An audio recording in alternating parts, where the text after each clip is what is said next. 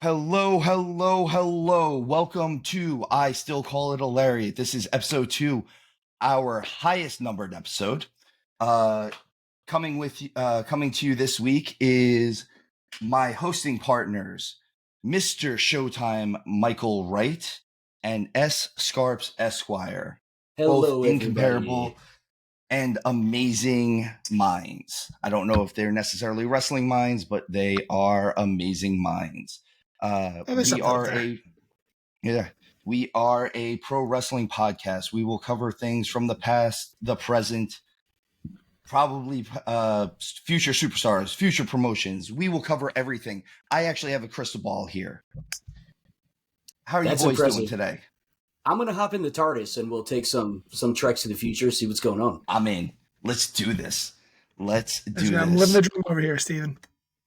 Boys, I'm happy to have you. This was kind of the dream of what I wanted anyway, so I feel like we are there. We're gonna get this party started, or it can only go down. I'm not sure. Let's find out where we go from here. It'll be I listened tumultuous. I listened to the first podcast. There's only up to go. That's perfect. But from here, we might go down. But by the way, I hate you both. I'm still glad you're here. All right, boys. We have a couple serious subjects to get on. The first of which being classic superstar Billy Jack Haynes arrested this week. He was arrested in a hospital in Portland, Oregon. He is accused of shooting his wife. Billy Jack Haynes, his biggest match of his entire career came at Wrestlemania 3, where he wrestled Hercules Hernandez. If anyone has ever seen what Billy Jack Haynes looks like, it makes sense that he wrestled Hercules Hernandez. He was as big of a monster as anyone. He's for current wrestling fans, he was probably about the size of Bobby Lashley. That's a big boy. Yeah, he was just a big, huge redneck looking dude. So essentially you're saying he looked like half of my neighbors when I was living in the North Georgia mountains. No, because he was shredded. He was built like the Ultimate Warrior before the Warrior was built like the Warrior. That's an impressive physique. Yeah. That's why they were the original Full Nelson challenge, honestly. Not much is known. There's been no evidence on anything. He's just the prime suspect in this situation. So just to report on that type of news, it's wrestling news. We will be reporting on it. Second thing serious is Maurice Mazanin, the Miz's wife, has been diagnosed with an ovarian tumor. We obviously wish her well. All of us have some type of history with cancer in our family and our friends. We've all known each other forever, so we are family and friends. So we obviously have some type of connection to this. And it's always sad to hear that. She's a wife. She's a mother. As far as I know, they are very, very happy couple. And that's sad that anyone has to go through that. So, all Maurice, of our thoughts we wish you the best with the family. Absolutely. Whether you're a face or a heel, no one should ever have to go through that type of thing, especially since I feel like the Miz has been able to do pretty well at both sides of that. Okay, on to wrestling talk. You know what we are supposed to be talking about. I'm sure we will get off that subject though. AEW. I will start off with AEW. I read this week that Kazuchika Okada has officially signed with AEW. This does not come as a surprise to me. This goes along the lines of Tony Khan likes to collect action figures. He was so clearly going to pay more money for Okada than I'm sorry, I almost said Vince. We need to mums that name. He's getting erased. But he was absolutely going to pay more money for Okada than WWE was going to. WWE would have brought him in for the right price and would have brought him into the WWE style. Tony is just going to let him do whatever he wants because that's what Tony Khan does. With that turns into the two biggest wrestlers in in Japan, period.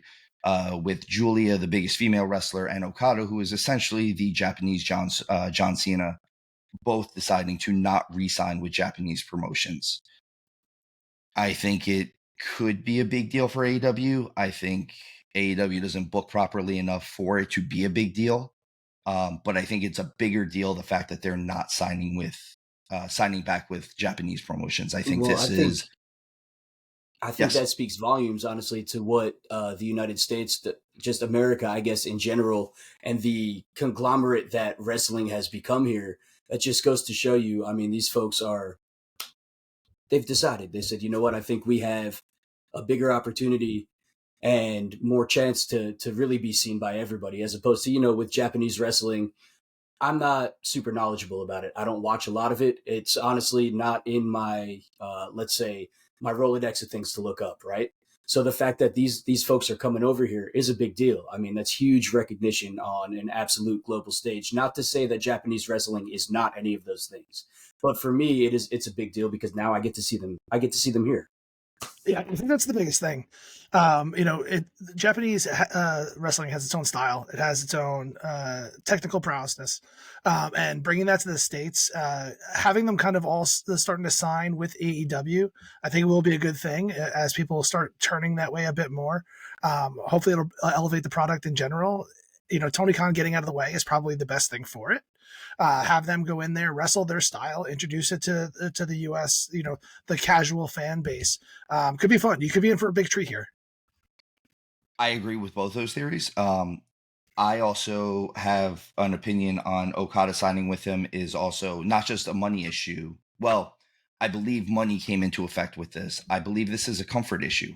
He's going to work a lighter schedule with AEW than he will with WWE. They will expect him to work 250 days a year, where Tony Khan's going to make him work, I don't know, once a week, once every, or maybe twice a week, a pay-per-view. He'll get to headline Wembley Stadium. I feel like the draw for Okada for WWE would have been, you're the biggest star in Japan. If the idea is in your head that you're going to headline WrestleMania, he had to do it now. And if he's not going to do it now, if he signs a 3 or 4 year contract with AEW, like he probably has, that opportunity is gone now. He has made peace with the idea that he probably won't be on WrestleMania ever, and he will never obviously headline. I believe I read that he's 37 years old. He's a little late to the game as far as getting American audiences to understand his style and who he is.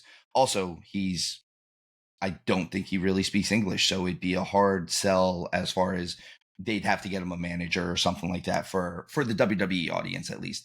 I feel like AEW are the fans that are kind of too smart for their own good sometimes.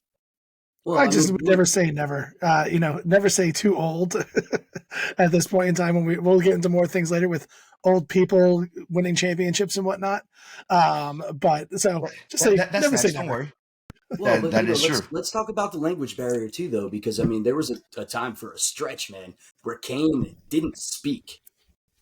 His whole shtick was just... But he had a manager. Yes. It also works. So I do agree with that. But when you are the level of star that he is and the look that he is, there's not a lot of options for him to be anything other than a babyface. Right. In order for him to be a heel, he'd have to almost change his entire wrestling style. He wrestles a little bit too cleanly to be anything other than a babyface. His look and his demeanor and his thought process. And at 37, 38 years old, is he ready to change everything that he's been doing for the last 17 years? No, I mean, you could easily go heel here with, if he wanted to, you could easily go heel here and just say that this is all garbage, right? Everything in the U.S. that they do is garbage. He's on a different level than everybody else, and you're lucky to be able to see my greatness in the ring and stay within what he's doing in the ring on that aspect of things. Get someone like a Paul Heyman that stole him from AEW and bring him in. He could be the mouthpiece for him, pretend like he can speak Japanese, and then really get him over and get that heat that he wants. I agree. Needs to have a manager unless he learns English, the passable English over the next couple years when he's at AEW before he go to WWE, if that ever happens. And Mike, I got to tell you, if he did that, it would absolutely work because I hate you right now just for saying it. Yeah, I'm popping over to Reddit, yeah. So it just seemed like the easy way in. It's absolutely perfect. And they could even do it one way where, okay, it would be a good face turn later on too, where you could have him eventually say, "That's not what I was saying." You know, that would be amazing, him, right? You could have Heyman saying all this stuff, and that he's or whoever. I still say Heyman's the best manager in the business right now. He's honestly on the Mount Rushmore at this point. He's done enough business where we talk about him in the same likes as the Heenans and the Cornettes and all those. So I think if you put him in there and you had him be the mouthpiece, and then all of a sudden you realize that Okada speaks English and finally turns on him and goes, just so you know, that's not what I've been saying this whole time. It would be the perfect foil to gimmick. Yeah. You start with a little earpiece in his ear, so it sounds like his translator is feeding him the wrong words and what Heyman's saying, that Heyman orchestrated the whole thing. That could go over really well. And then, which it's funny because it's almost the exact opposite of what the WWE just did with Bayley, where they had it seem like she didn't understand what her Japanese counterparts were saying behind her, and then she spoke Japanese to them in the ring. So the WWE would never reuse a storyline, right? No, never, never ever. Can we talk about Virgil and $1 Million Man, and then JBL with Orlando Jordan? Everyone, it's all the same stuff. No, they never reuse anything. Still on the subject of AEW, I think. Let me just go digress with this. I think Okada coming over here is a huge deal, on both ends. On both ends, I think it's a huge deal that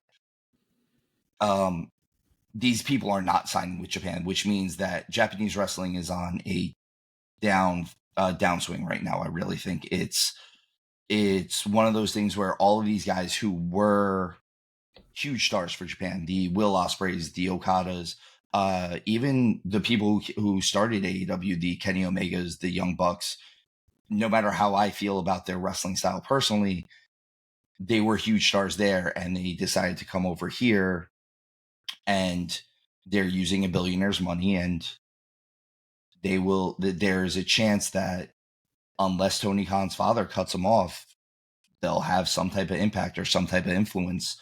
Whereas losing your biggest stars, especially this late, and they don't have anyone to kind of follow up just yet, I think that's usually, in any sport, that's a rebuilding process. You lose your stars and you're stuck rebuilding for a couple of years until you can get back to the Super Bowl again. That's any team, that's any sport really. And wrestling's the same way. I think they have to do something where there's going to be, where they really build someone up quickly at this point. And usually their best way of doing it sounds really bad because it's Japanese wrestling, but that's bringing in an American star for them. I know they brought in Dolph Ziggler, Nick Nemeth, whatever you want to call him, recently, and that might be a thing.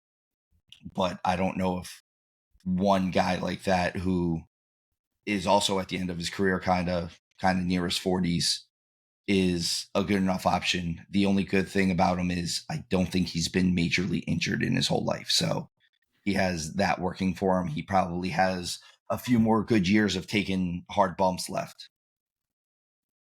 What do you guys think about that one? Mike, I'm going to turn this one over to you, bud. Yeah. No, that all makes sense. But Ziggler is over. Didn't he just sign with Impact in general? So wouldn't he signed with he signed with TNA. But TNA has a working relationship with New Japan as well, as so does AEW. Which even if you sign one place or the other, they all kind of have working relationships with each other to a point. I could see TNA eventually pulling the idea of not having the working relationship with New Japan, only because if New Japan keeps working with AEW, it's going to have to happen one way or another. AEW is either going to have to stop working with New Japan, or New Japan is going to have to stop working with TNA, mainly because TNA has a very, very slight working relationship with WWE. That's why some of their wrestlers were allowed to go and be on the Rumble the last couple of years. We had Mickie James last year, and then this past year was Jordynne Grace, and even Naomi, who re-debuted at the Royal Rumble. In between the time that she was gone, she was with TNA as their women's champion. So I think in order for them to do that, they'd have to cut off somewhere. I think. And I think until they do that, until they make it a hard contract almost, that Dolph is going to be able to wrestle at either place. He's going to be able to go to Impact, TNA. He's going to be able to go to Japan. There's not a whole lot of non-compete between working with TNA and working with Japan. It's not a direct competition sort of thing.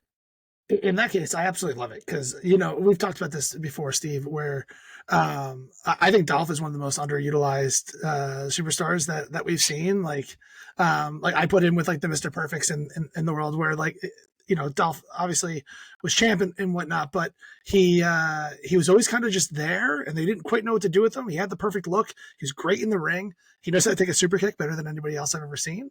And so like, I would love to see him get a little bit more of a spotlight, even if it is on different places other than AEW, other than WWE. Go in there and show him what he's got. So I love the idea of him going out there, maybe kind of drumming up more of the international audiences where you kind of start following somebody going back and forth, and then it kind of elevates the sport in general. Well, so here's a question for you guys. So, if they're going to end up, let's say, taking some superstars over to Japan, right? And this is purely me asking because I don't know. Do they have to turn heel if they're going over to Japan? Because, just based on Japan's culture and the outsiders coming in? Yeah, yes and no. It depends. A lot of guys, if they are heels and they go over there, they're even bigger heels. It's same thing like so they amplify whatever their character, their archetype is, they amplify it. So it's kind of the other side of this is you can look at it almost like indie wrestling in the States. If a top, I don't want to say necessarily top tier guy, but a very high level mid card guy, or a legend.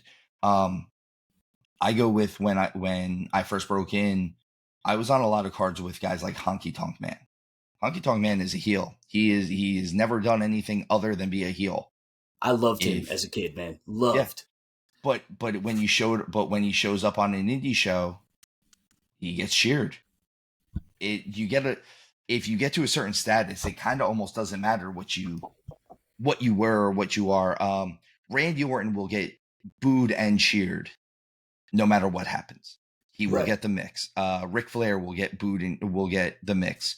Hogan will get the mix, whatever, and yes, it might lean more one way depending on what their character is at the time, but it's never going to be, once you've put in the time and you've won fans over in a certain way, shape, or form, whether they love you or they hate you, there are very few guys who can never go back one way or another. It's funny because we'll talk about them soon, but I always felt like Sting, Ricky Steamboat, those are the guys who they couldn't go heel. It couldn't ever happen. Even the few times with WCW where they almost tried to turn Sting heel, the fans just didn't accept it. They were like, they still cheered him. He came out and he beat up baby faces with baseball bats, and they were like, "Yeah, do it again." Dude, I used to do that when I played it on what was it, Nintendo 64. 64. And, dude, I used to use Sting all the time, and it would be just because he would come out automatically with a bat. Yes. So, Steve, not to derail the conversation, I know we only have so much time, but I just watched an interview with Bischoff talking about how Sting was supposed to be the original third man. He was. I have heard that. So what do you think there? Like you said that he couldn't be heel. You're the third man with the outsiders. Like it's hard not to go heel. Does the MWO just completely fall apart? I don't know. Because Sting in '96 would have been a lot different than if you tried to do it. Like that's the thing is when they finally tried to do it a little bit, it was like Sting in '99, and 3 years later he had gone from super babyface to legend babyface. So it's weird. In those 3 years, as much as he was the face of the company, I think if you had presented him as the third guy for the NWO, I think if they had done it right, yes. I think part of the reason why it works so well with Hogan is he was so different than Hall and Nash, where Sting is kind of still in that age bracket. Part of the reason why Hogan got so much heat as a heel, I think, is because he was old school. He still cut his promos almost exactly the same, as much as he was the old man that was trying to use young man terms, the for life and too sweet and hello, and fellow students. Yeah, and I'm not saying that and I'm not saying that Nash and Hall were young, but they were younger than Hogan, and they looked younger than Hogan, and they felt younger than Hogan. So Nash and Hall were like almost the original cool heels at that point. You had both of them really delving into the hip hop genre of things, where Nash came out with the Tupac style bandana and stuff like that sometimes. And did I think it looked stupid? Yeah, I think it looks stupid now. I thought it looked stupid then, but at the same time, Nash was able to pull it off because he's Kevin Nash. Hogan doing it made him look stupid, and it made the fans hate him. I think not all because of his fans.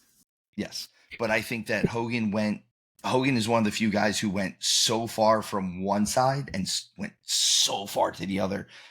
I've never seen someone go so far where they loved him so much at one point and then went like that and hated him so much on the next. I don't know if it would have worked with Sting. As much as I have said in the past that I love Sting, I don't know if Sting could have pulled off the heel promo.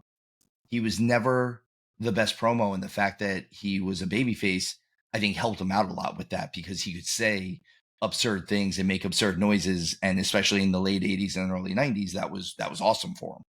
So I put nothing past Sting. I put absolutely nothing past Sting. I think he would have crushed it. I hate the idea that we wouldn't have had Crow Sting, which I think is just so iconic. That would talk about a similar transition, and maybe he does, because Hall is the one that gave him the idea for Crow Sting, so maybe that does still come to fruition. But at the end of the day, I think you kind of lose that mystique around him, and he becomes that heel. I think he figures it out, but probably doesn't get to the echelon that the NWO actually got to, where it got so big that it kind of ruined if it was Sting. Yeah, I agree with that. Maybe it would have been anything at the end of the day. Well, I mean, and that's the thing, is maybe the NWO would have ended when it probably should have, rather than just kept going and going and going. And by the end of it, all of a sudden there was black and white, and then there was black and red, and then all of a sudden they re-drummed it back up and did black and silver. And I was like, and we were everyone's favorite NWO was black and silver, right? Yes, clearly, because we've all fully believed that Jeff Jarrett should have been the leader of the NWO. That was. Hey, look, he's just a bad man, bro. Can't knock the hustle. Hey, that's JEFF JARRETT I don't, like I said, I think I agree with you. I don't think we would have gotten Crow Sting, because Crow Sting wouldn't have worked with the NWO. If he was with the NWO, we would have gotten the look of him, but we wouldn't have gotten the feel of it, because he would have been expected to talk. And instead of doing that, we had Sting go silent for he didn't talk for, I think it was 15 months. Right? It was over a year, I think. I think it finally it clicked at over a year, because it started at War Games, which is in the fall, and he didn't talk until after that Starrcade in '97. So he went from at least November of '96 until I think January or February of '98 without saying a word. And he's been big on saying that was huge for him, because he said you can tell a big story with your eyes, and sometimes less is more. And he was one of those guys that I think maybe studied at the book of Jake the Snake Roberts while he was still working with him, where, yeah, it's cool that you yell and stuff, but maybe don't yell. Maybe don't do that. Maybe lighten everything up a little bit. Get a little bit more serious. Work more on tone of voice rather than volume of voice. And I think that was one of the things that Crow Sting did, is he started, you started getting a little bit more of cadence from his voice that was more serious, rather than just him making shark noises or whatever he was doing when he was talking about wrestling Flair in the early 90s. I think Hogan was obviously, I appreciate that, Steve. I think Hogan was definitely the right choice. I don't think anyone can ever argue that. But no, I'm not doing that either. I think you just said that Sting could never go heel, and I was like, well, that was the opportunity. I think the few times that they tried to make Sting heel, it just never worked out. I also, like I said, in 96 when when they would have been doing it, 95, 96, maybe. But before that, when they had him wrestle Hogan, and Hogan was still a babyface, they still cheered Sting more than Hogan. Of course, that was at the down end of the red and yellow time period too, so he knew he was losing fans. Whereas when they tried to do it in 98, 99, towards the end of WCW, they tried to kind of make him heel a bit, and they were still cheering him out the building. Like, they were like, no, we don't care. We're okay that you just walked in and hit everybody with a bat. It's fine. Pin him. We're good. So I think he got to a point where he couldn't be a heel. Fair enough. So I think if you tried to do Sting heel let's put it this way, if you tried to do Sting after he started doing Crow Sting and you tried to make him heel, it was never going to work. I think if you tried to do it where he really, really flipped the script in, like, if he had went from being Surfer Sting to heel Sting in like 92, maybe, that might have worked. You might have gotten something. And honestly, if it would have worked, it would have been because he went to WWE and Vince managed him the right way to do it. Or he decides to like cripple Crush and then just goes, "Hey man, I'm bad now." Yeah, that would have worked. If he just showed up and like hit Macho Man in the knee with a baseball bat, even before he was using a baseball bat, that probably would have worked. Tanya Harding, man, all day. It works. Jesus Christ. Since we are on the subject of Sting already, and since Mike had already brought up old guys winning titles, Sting and Darby Allin just won the AEW tag team titles. I'm lowering my head on this one. I don't like it. I don't mind Sting winning a title at the end of his career. And I don't mind them. I don't know. I feel like this is something forced. This is nepotism from the AEW EVPs. When you have three wrestlers who are your executive vice presidents and they have some type of control over the company, no good comes of that. None whatsoever. The boys should never be in charge of the boys. You can have one of the boys be the booker, but that means that you need someone strong as the promoter to finally look at him and be like, I don't like that. And Tony Khan's not that guy. He's not the guy. He'd rather have coke eyes and, hang out with the boys afterwards and do whatever the hell they're doing than actually manage them, than actually work as the owner should be. So he kind of lets them do whatever they want. That they threw him that bone, though. You know what I mean? Like, it's Sting, bro. The man is a legend. That's cool. You know what I mean? He's got it. And it can't be a long run at this point. It's got to be a quick turnover. For all of the long time. It's going to last until their last match. It's going to last until March 3rd. Yeah. And okay, my issue with it is not that they threw Sting the bone, because we know he's going to lose it on March 3rd. Him and Darby are going to lose it. I don't like that Sting is working with the Bucks to begin with. I don't like it. I don't like the fact that I understand that their character right now is that they are the EVPs and they're injecting themselves into everything.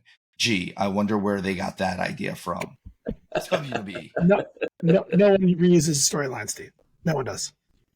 Oh, no one watches the other show, I guess. We don't know what's happening across the street. So my thing is the way that they're doing this. If they had done it differently, if they had made sure, even if he was still, if they had just kept feuding with the guys that they won the tag team titles off of, I would have felt like this was about Sting and his final match and him getting one last title run before he calls it a day. The way they're doing it makes it feel like it's about the Young Bucks, that the Young Bucks have interjected themselves into this, that this is not about Sting anymore, and it should absolutely be about Sting. They sold out that arena. The Greensboro Coliseum is sold out. It is sold out. It was sold out before we knew anything about it, other than it was Sting's last match. You know why? Because it's Greensboro, North Carolina, and it's Sting, and that's why. That is why. It's Greensboro, North Carolina, and it's Sting, and that's Crockett country. That's NWA country. That is where Sting had his first hour-long match with Ric Flair. All of that happened there. Nothing about the amount of tickets that they sold has anything to do with anyone else on the AEW show. AEW hardcores can argue this with me, but they're wrong. They're wrong because MJF's not going to be on the show. We don't even know if Daniel Bryanson's going to be on the show. We don't know. We know Kenny Omega is probably not going to be on the show. Your stars are not going to be on the show. Sting is the biggest star. There's no doubt in my mind that he's the biggest star that they have right now. You could say Edge is just as big, but Sting is the icon. He's the legend here. He's the guy that he's the reason why we're promoting the show. And by giving him the tag team title and by almost having the slap in the face of them reintroducing AEW power rankings, because they did reintroduce those in the last couple of weeks. Are now, they now have rankings for their titles. By the way, AEW has been around for 4 years. They have 7 titles. Just to throw that one out there. We can talk about my loathing of that. Yeah, just for them, not counting the Ring of Honor titles, the New Japan titles, and the FTW title that all get defended on their shows. So if everyone has a title, it's not special anymore. But I digress back to what I was saying is that Sting winning this title and facing the Young Bucks, it makes it feel important because it's the EVPs and it's the Young Bucks, and AEW hardcore fans and Young Buck fans still feel that the Young Bucks are something.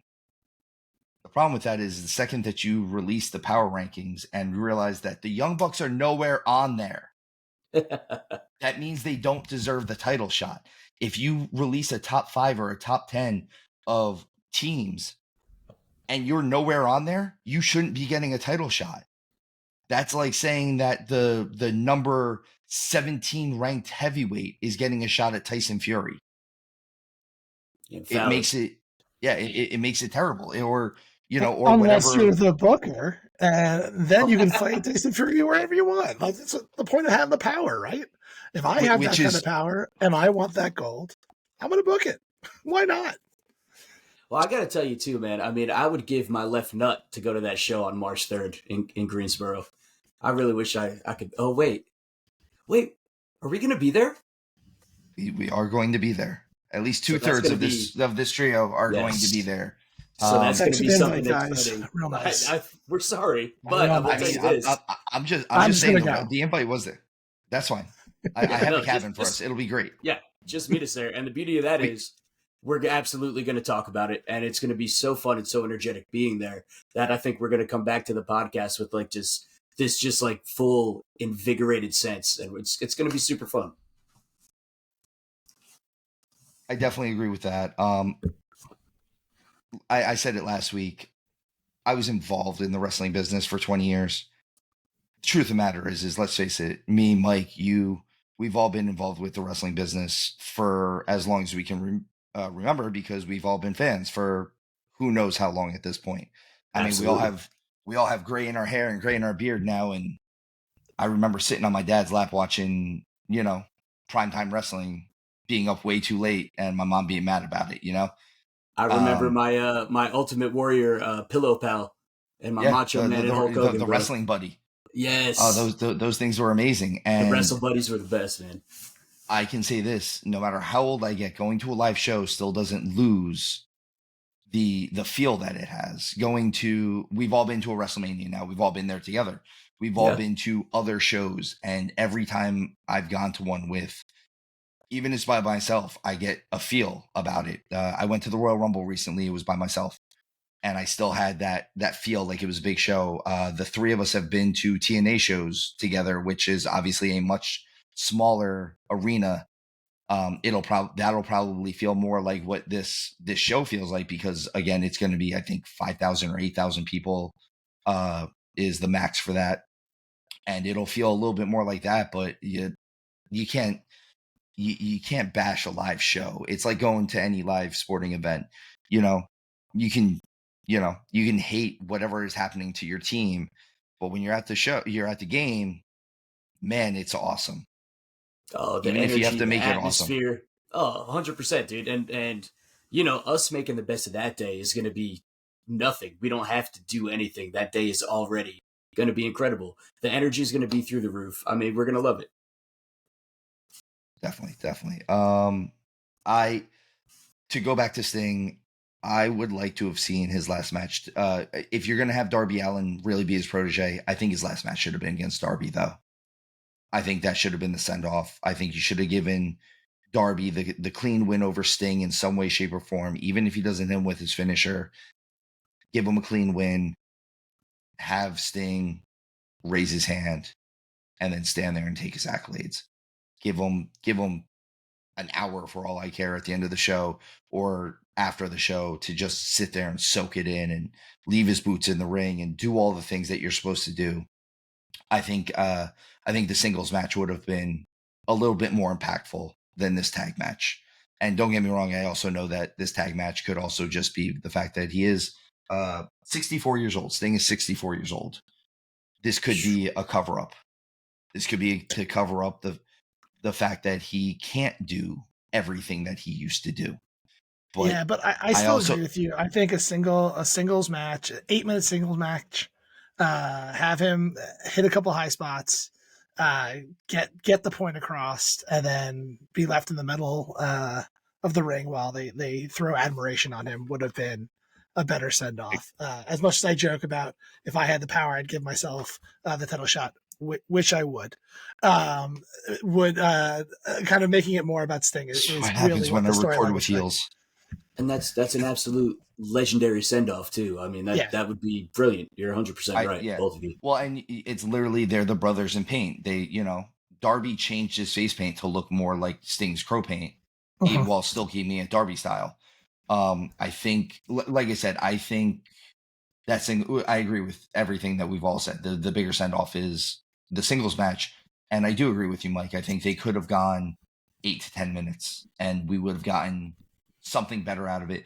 And what's the old line? I may not be as good as I once was, but I'm as good once as I ever was. I think he could have pulled it one night for 8 minutes. I think he could have been the Sting that we grew up with. There's no tomorrow, right? You don't have to worry about. There's no tomorrow. There's no tomorrow. So long as he's not doing anything overly stupid.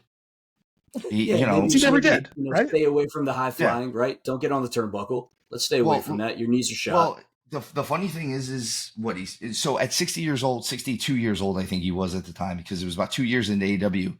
He still dove off a balcony through a table. Yeah, I've seen it. It's absurd. It's incredible. Maybe not do something stupid. Like if he just had a match in the ring and let Darby take every chance that he normally takes, because Darby has that Jeff Hardy style and he has that Jeff Hardy appeal.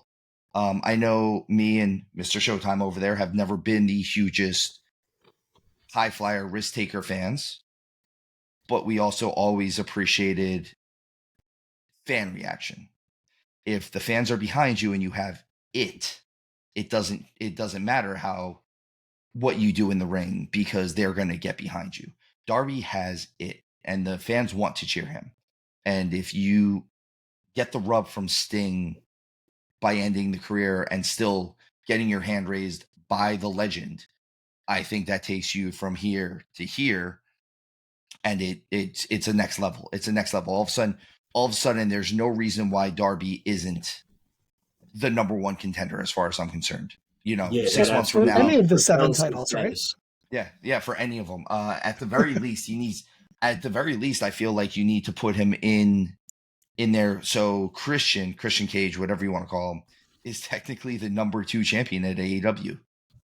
I think if you put Christian and Darby Allin in there and had a 15-minute just straight singles match for what they consider their television title. It's called the TNT title for you guys who don't know. It's a television title. It's a television title. It just doesn't have the cool television title. Monster Cages.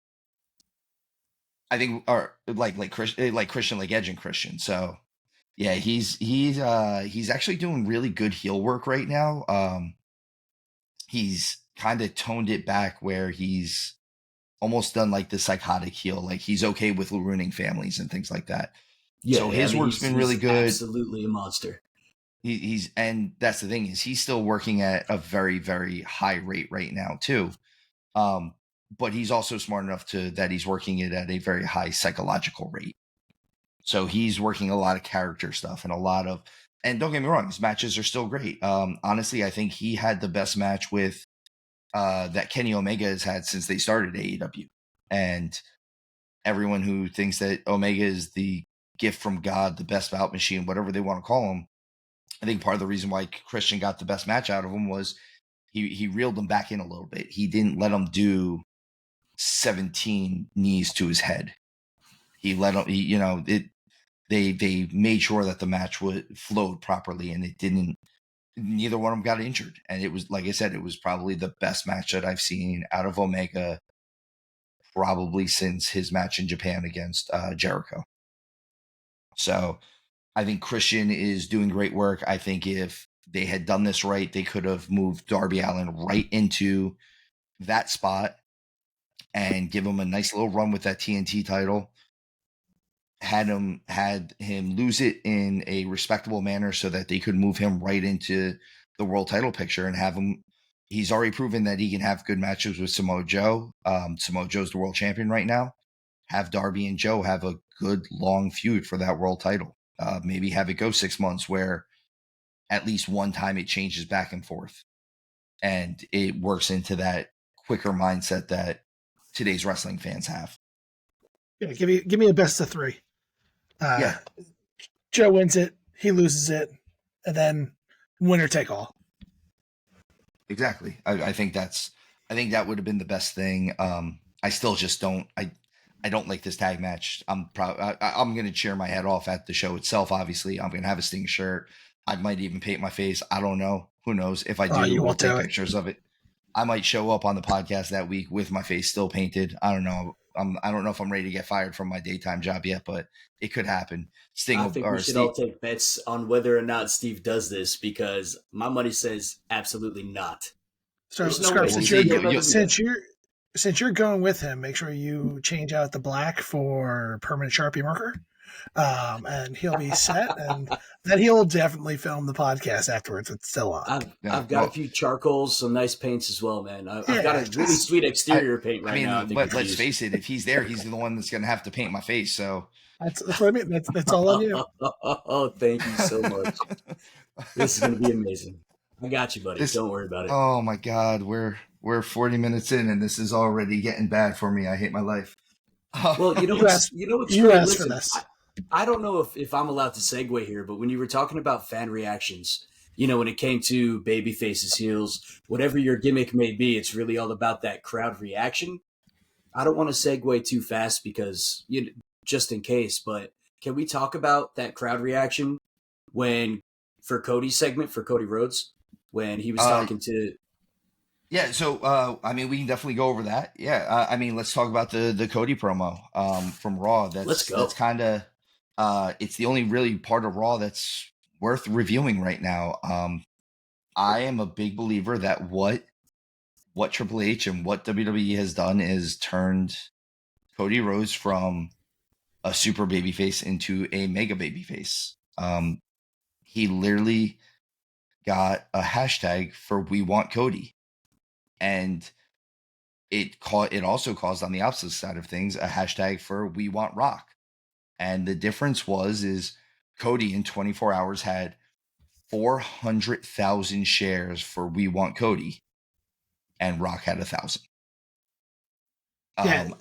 You saw it on social media as well with any kind of YouTube video where Rock was talking about fighting Roman. The dislike button was broken. Yeah. Like there was so many dislikes on every single one of those videos. The fans really came out and supported Cody.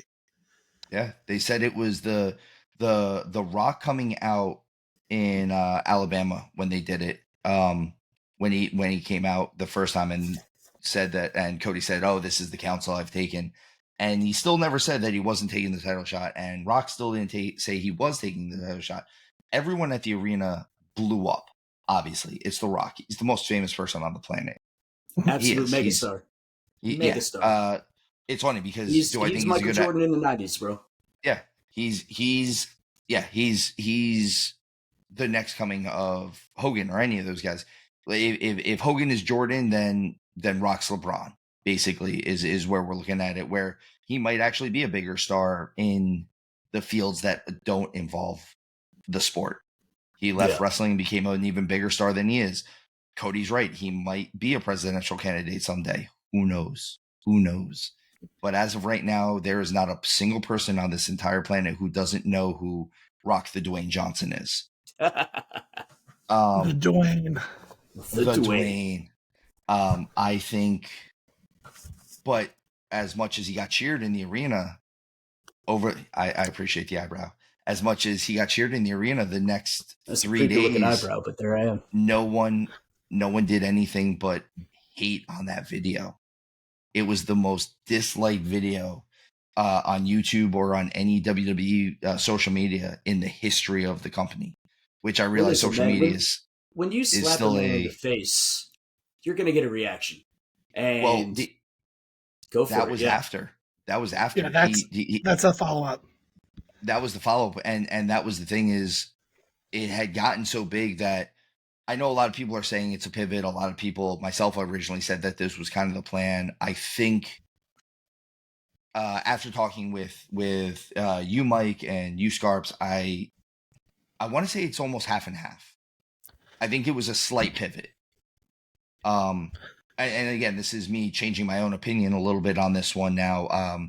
Just after me taking my own counsel, if you will, I want to believe that they had the idea that this was gonna work out this way. I don't know if they realized the actual backlash that The Rock was going to get off of this. And I think it also helps. Rock's gotten a little bit of backlash in the Hollywood world and everything else. You know, a lot of people didn't like Black Adam. I know me and Scarps did because we like crappy superhero movies. I absolutely loved it, for the record. So all the haters out there, I'm sorry you feel that way. I mean, but even that, he politicked for that movie. And a lot of what has been hated on him has been the fact that he's used power and influence to politic. And that's the exact opposite of what the people's champ is supposed to be. You know, if you're the people's champ, you should be getting where you're going because you're the hardest worker. His whole line was always, I'm the hardest worker in the room, right? I started with $7 in my pocket and now I'm a multi-millionaire, probably pretty close to being a billionaire himself by this point. Well, I think we all need to buy fanny packs. I think we should definitely own fanny packs. That's a hard pass on my end. Steve, I agree with you. So listen, you said it last time, and I agree with some of the things you said last week with Triple H. I think he is playing at a higher acumen than a lot of people will give him credit for. I hope to see a really big shift in the storylines in WWE and kind of what's coming out of it with him kind of at the helm.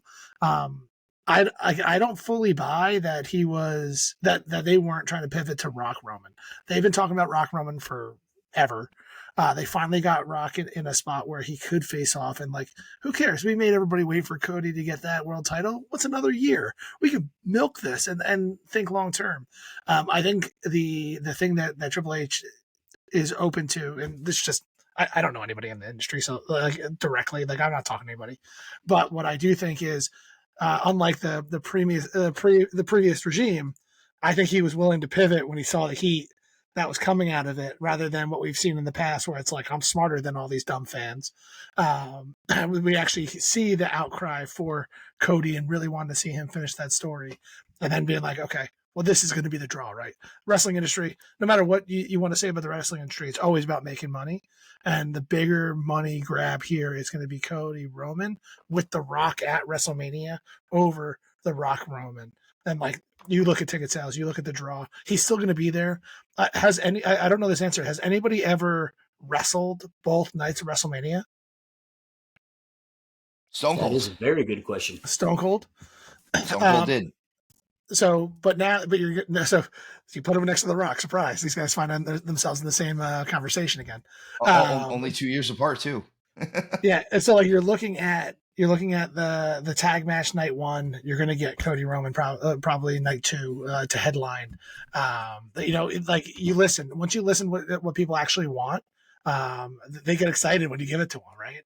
Particularly when it's an outcry like this. I don't know if I've ever seen an outcry for a wrestler this big. It's starting to transcend a bit of just the wrestling world and leak out into the general zeitgeist of entertainment. You get that, you open that door when you bring The Rock back in.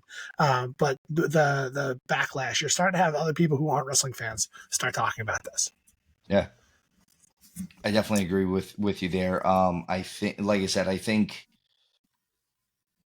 coming in with, I didn't think there was a world though where this was going to turn into The Rock being a heel. And it happened so kind of perfectly. And as much as I think it was a pivot, it was obviously a calculated pivot in the sense that, okay, we're looking at this. Like you said, they listen to the fans, and maybe if it is a pivot, they still listen to them and, okay, we're going to go this route. How should we do this? And I think that was, he started out even just on that Pat McAfee show where he basically went into character and he cut a... Two McNuggets. Yeah. But who doesn't love nuggets? Like The Rock loves nuggets, right? Listen, if The Rock doesn't love nuggets, then there's clearly something wrong with the man, right? It's not the nuggets, right? Yeah. Here's a quick question for you fellas. And we can skip over it if it's going to be too long, but what is each of your favorite Rock moments in the course of, your wrestling fandom? I'll jump like a singular moment, For me, it's the Hogan Rock match. There's so many things that can answer that question. The reason I choose that one is because he was smart enough to switch from face to heel mid-match. Like, again, talk about listening to the fans. No one expected. There was supposed to be so much different storylines that came out of that match. The NWO was going to take over WWE. Hogan was going to lead that onslaught, that lethal injection of venom or whatever the hell he said. But when the fans really got behind Hogan, The Rock knew, oh, wait a minute, like, we need to pivot on this match, and I got to go heel a bit.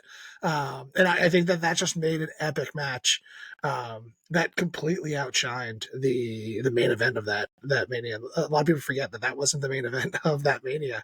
It was Jericho Triple H.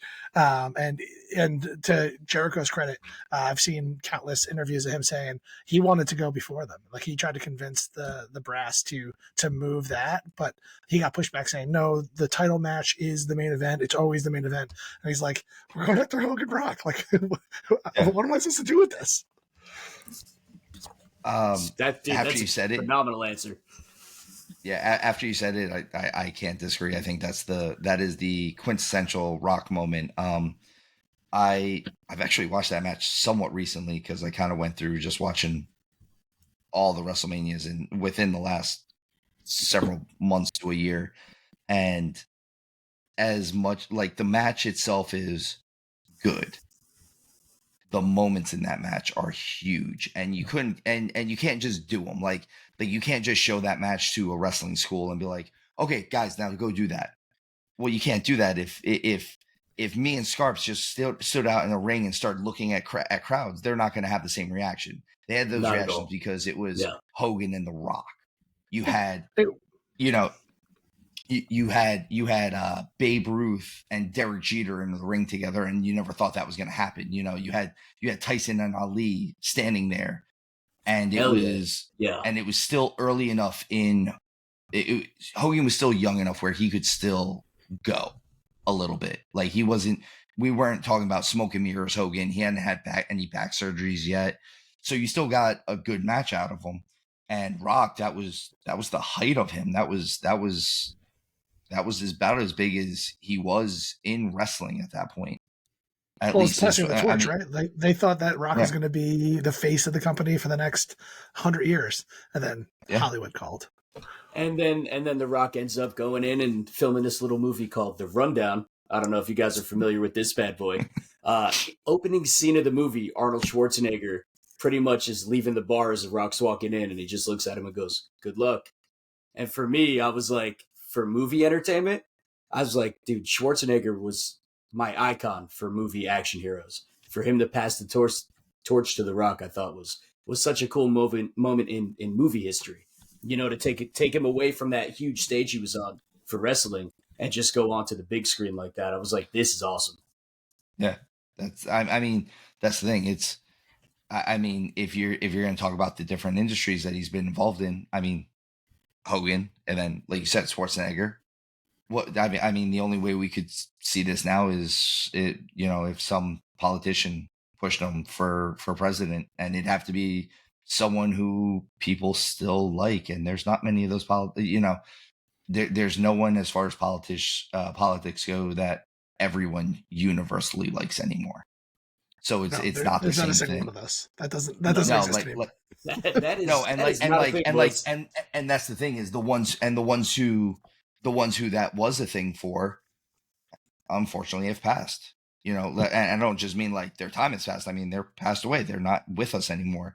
It's not like you're going to have JFK come out and be like, The Rock should be the next president. No, that's not going to happen. You know, like you know, we don't have guys like that anymore, where it's almost universally loved.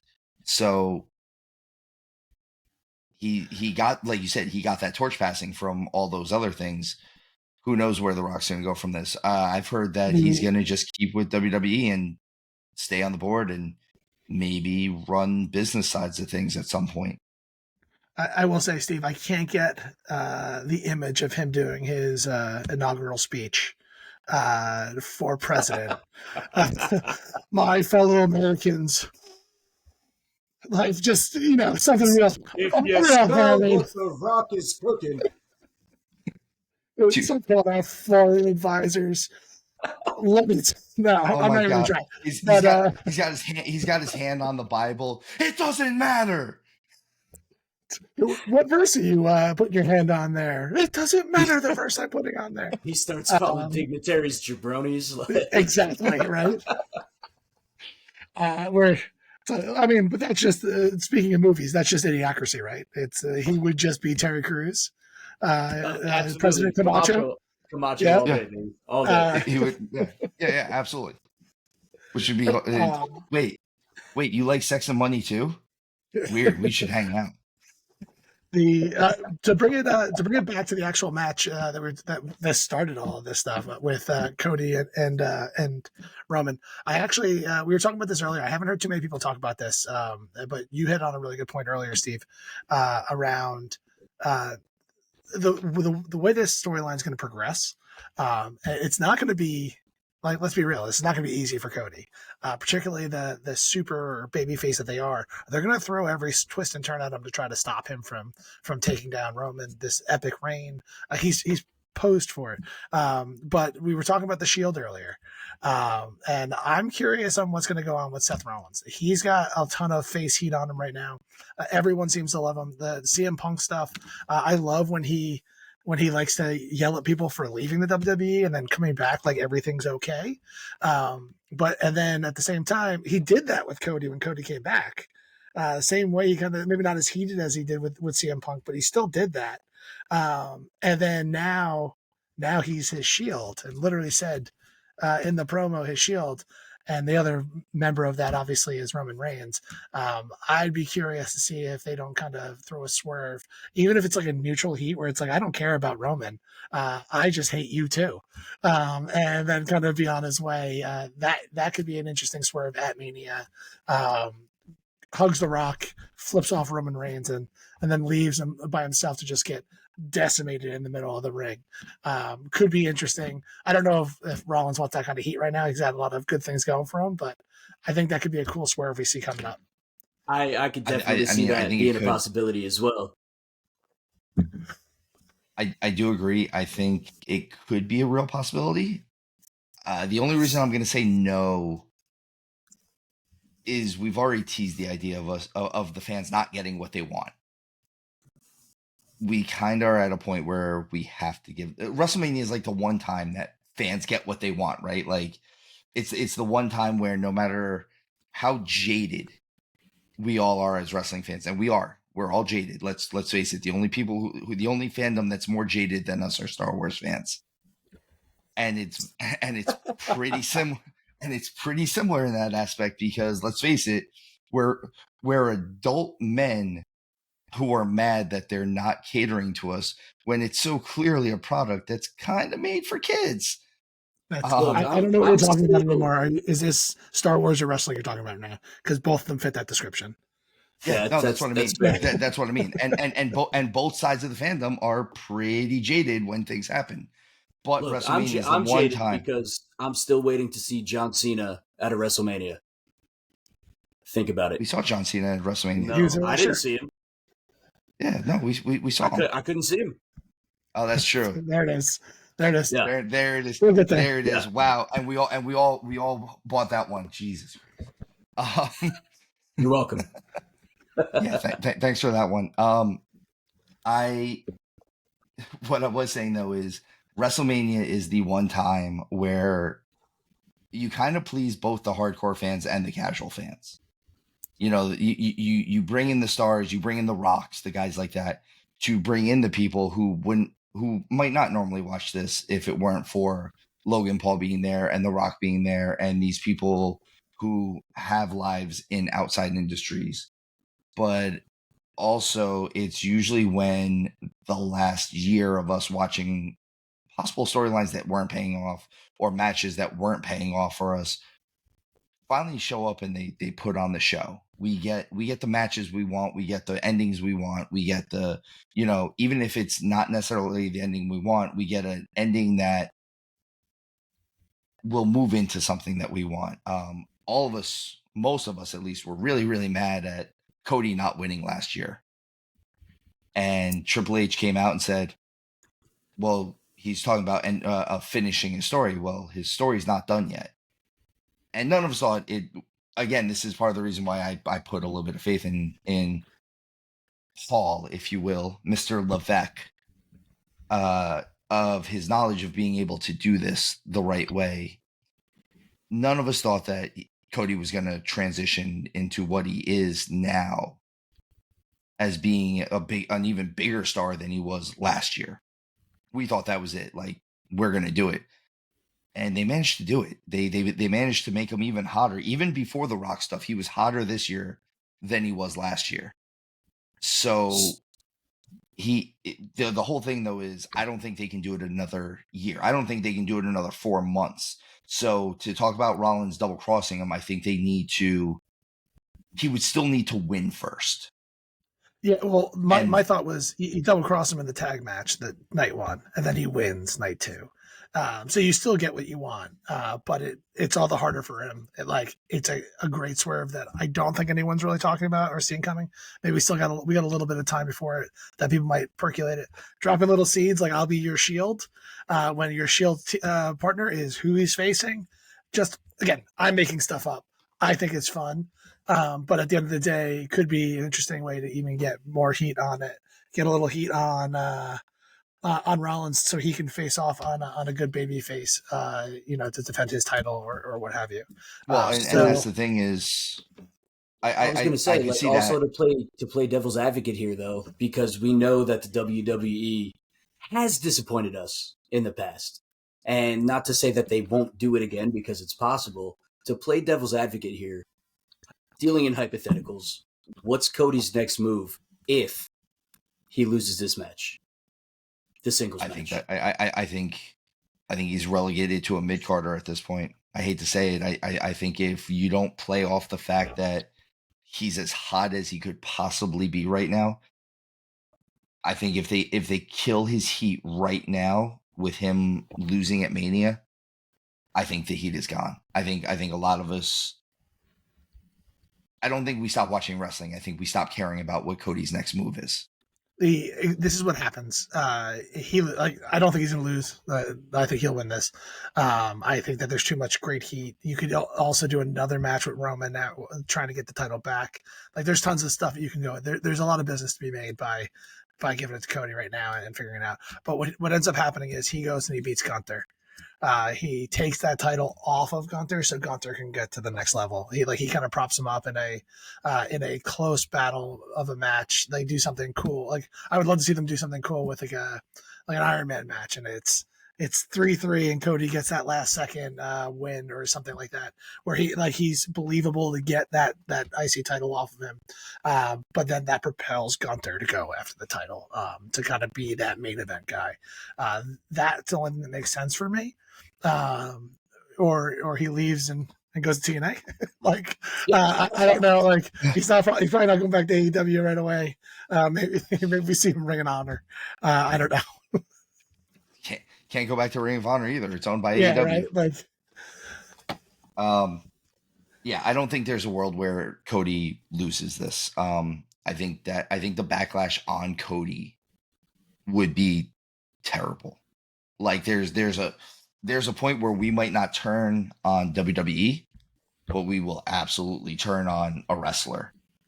And yeah, I think that would be it. And we might not even like make him turn heel, but part of the reason why Cody's what he's doing is so good is I honestly believe that he kind of found himself when he got back to WWE. He was already doing WWE style work in AEW, and it didn't work. It felt forced. As much as I know he's probably doing rehearsed lines or scripted promos, that he's coming up with the script for a lot of it, it feels more realistic here. It feels more natural. He's honestly during the WrestleMania kickoff, the press conference, whatever you want to call it, I still say that the best line of the whole thing was, "The two of you have been arguing for 2 years you two have been arguing over who's the head of the table, and for the last 2 years, neither one of you has done the cooking." I thought that was an amazing line. I thought that almost felt like it was off the cuff. It was a very "I'm from Atlanta, Georgia" type line, like that felt more like what the son of the plumber might say. The one thing I wanted to bring up during the Monday Night Raw Cody promo, though, and it's little subtle things that I love, and this has nothing to do with the promo, is Michael Cole is saying Cody Rhodes is coming out next, and he announced him as the American Dream, which obviously is Cody's father, Dusty. And when he said it, though, if you look, they pan back to the announce desk, and it's Cole and McAfee. And when he said American Dream, McAfee actually mouths the words "nightmare." Well, and points at the camera, and he doesn't say it out loud. But at the end of the promo, they do when he's walking. When I think Seth was walking, and they said, this can either be the American Dream or the American Nightmare. Yeah. So, I think the match is honestly going to be really good. I think WrestleMania is going to be good this year. I really do. I think there's a lot. I think 2 days of WrestleMania is still a lot, so it takes a lot to fill it up. But I heard someone recently say that having the problem of whether you're going to go with the huge star that is Cody Rhodes or the huge star that is The Rock in your main event, it's kind of a good problem to have, and I don't disagree with it. As far as business goes, I mean, are we going to dispute that they're going to get a huge buy rate or whatever we want to call it with The Rock, and they're still going to get a huge buy rate with Cody? And by having both of them there, they're doubling their chances now. So I think having them interact with each other propelled this to a whole different level. Accident, on purpose, genius, good fortune, whatever you want to call it. At the end of the day, the heat that has happened with The Rock becoming a board member, being a board member and then trying to get a title shot. I don't know if we talked about that today, but it seems like that's a common narrative as well. Are you trying to say that The Rock's a selfish person? No. talking about the AEW stuff earlier about having the power and giving myself a title shot. Again, I would still definitely do that. But having him come in with that heel heat, like, it's perfect. Like, the other way that you get it, the other cool, what's called the other thing that's really benefiting somebody right now is if this goes down the right way and you can get the right heat on him, is Triple H, right? Like, he's now the face of the company. He's the one that's running things. There's board members or whatever, but there's only one person that makes this decision, or however he wants to say it. But at the end of the day, like, if he does this right with his first real grip of the reins in the eye of the public, he could go on to really set the tempo for WWE for a long time, to just bury everybody. Not that anyone is nipping at their heels right now. I know AEW was doing it for a little bit when they came in, but at the end of the day, like, he can cement them in that next 5 years of just being amazing. Who knows what they're going to do with UFC and bringing some of those stars over, because it's definitely going to be something they have in the future, bringing them in to kind of meld the sports a bit. So Mike, would you say that Hunter is at the helm, Slee? You're just loving the puns today. Hey guys, yes, I'll be here all night. Try the deal. Oh, he sure man. is. I'm sorry. I'm so sorry. Oh Lord. I can't take it back. It's on the internet now. No, this is written in ink, man. This is written in ink. This is done. That's it. That's it. So it's over for me. So we're not saying no. Like, if The Rock was really a selfish person, though, he'd engage in, like, acts of nepotism, like forcing himself into the main event of a show, or making sure that his cousin, who was fired a few months ago, is in a main event spot at their international show in Perth. Or, I don't know, making sure that his young daughter, who has shown no ability to talk before this, is the general manager of their developmental program. You want to talk about nepotism? He showed a 70-person family tree to everybody. Like, and by the way, definition. Here is all the people that I'm with. Like, look at them. There they are. You just pick your favorite. And by the way, all of these people are better than you. Those family reunions have to be wild, bro. Oh, definitely. Let's be honest. I mean, they have to be out of control. Absolutely. Yeah, well, you figure because The Rock's the smallest one there. The Rock and Roman are the smallest two people there. And there's nothing but, like, pineapple and poi. That sounds like a wonderful day. Yeah, but, like, when Roman Reigns is the smallest dude in the room, because Rosie and or bless his soul, Jamal is there too, and Rikishi and the Usos. My man. When Rikishi's your uncle, and Rosie and Jamal are your other are part of your family too, you're the small guy. Oh, what's up, Tiny? Meanwhile, you're 6'4" and 265 pounds of That's solid amazing. muscle, and you got recruited by the Vikings at some point. Yeah, no, he's a small man. That's amazing. Small. Absolutely incredible. But to go back to what we were saying, I don't think there's a world where Cody loses. It's almost to suggest that he will and put it out in the world is almost like citing the fact that we're expecting the WWE to disappoint us. And I realize they have. Oh, sorry. I think the WWE disappointing us that big is something that they try to steer away from doing as much as possible. Yeah, and I mean, that is a very good point. I think it would be bad for business. I think it would be bad for Cody's business. He has a very long-term deal for a lot of money. If you can't promote him as a main event talent, then there's no point in him making that money. And I don't see any world where he sits down and restructures anything anytime soon. So having him lose on the business end of things looks bad for you. And on the public side of things, on the fan side of things, it also makes you look bad. Whereas having Cody win gives you a whole slew of possibilities as far as talent that he can feud with now. Yeah, let's talk long-term implications. So let's say Cody wins the match. Let's get into that. If I'm holding the pencil, The immediate feud is Randy Orton. I think it makes the most sense. I like it. And I think I don't know how you don't have Roman go back at him. I know that everyone's talking about Roman taking a little bit of a break or whatever, but he's held the title for so long to not get a rematch, and like it just doesn't seem like it makes sense. I think if they all right, so I'll change it a little bit. If Roman doesn't get an immediate rematch, and honestly, I think the problem is they're not going to put that immediate rematch on the very next pay-per-view. Like, it's not like Cody might even defend against someone else who just happens to win a battle royal or something, and then maybe have Roman come out afterwards and be like, well, guess what? Now you're going to, I think if he gets an immediate rematch, it's going to be immediate in the sense that it's going to be within a month or two.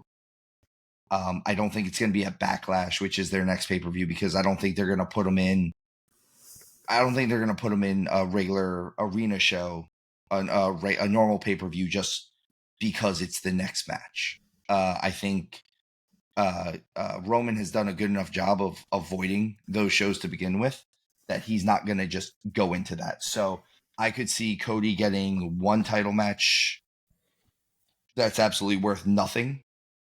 Yeah, like right he after fights Sami Zayn, one of the Usos. Like like he gets Sami Zayn, or he gets Jimmy Uso, like the heel Uso in that, or gets Solo.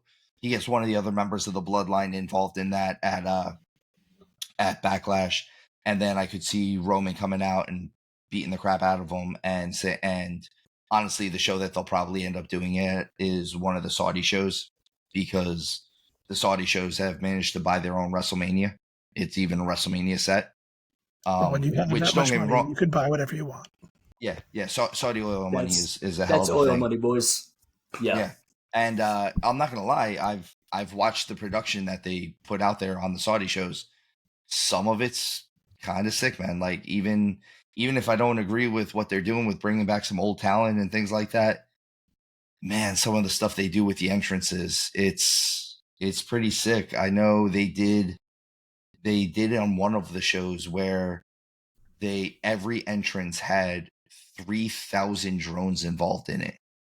And they would put the wrestler's symbol in the night sky as they were walking out. Dude, that's so cool. Yeah, like, it was like, some of the stuff's really cool. So everyone who's mad about the Saudi money or Saudi shows, there's cool things to take from it, and that's one of them. Like, I am actually friends with Karrion Kross, Killer Kross, whatever you want to call him, and the show that he had in Saudi, the match he had in Saudi against Drew McIntyre, his symbol is an hourglass, and they had the 3,000 drones in the air, and not just did they do the hourglass, but they had each drone drop down a single sand while he was walking out, which I was like, bro, that's so wild. That's one of those things where, as much as we want to say it's the athletic side of it, it's sports entertainment. That's part of the entertainment aspect of things. Like, that's things that other areas of the entertainment industry can get into and enjoy seeing stuff like that. So if Roman gets an immediate title shot, it'll be immediate in the sense that it'll probably be 2 months later, and it'll be at one of the Saudi shows. What happens to the bloodline there? So go with Scarp's question. So he loses. Dysfunction is everywhere. We're gonna get Rock Roman, right? Because that's the whole point. Like, that match is going to eventually happen. So what happens with the rest of the bloodline? Because I've not that I think that storyline has to be done. But it's already starting to fall apart at this. I think the peak bloodline was with Sami Zayn, just going nuts, not feeling so oozy. Like, that kind of that was my favorite part of that storyline. And now it's like, does he break apart? Do they go their own ways? Because that's a huge fixture of the entire show. I wouldn't be surprised if it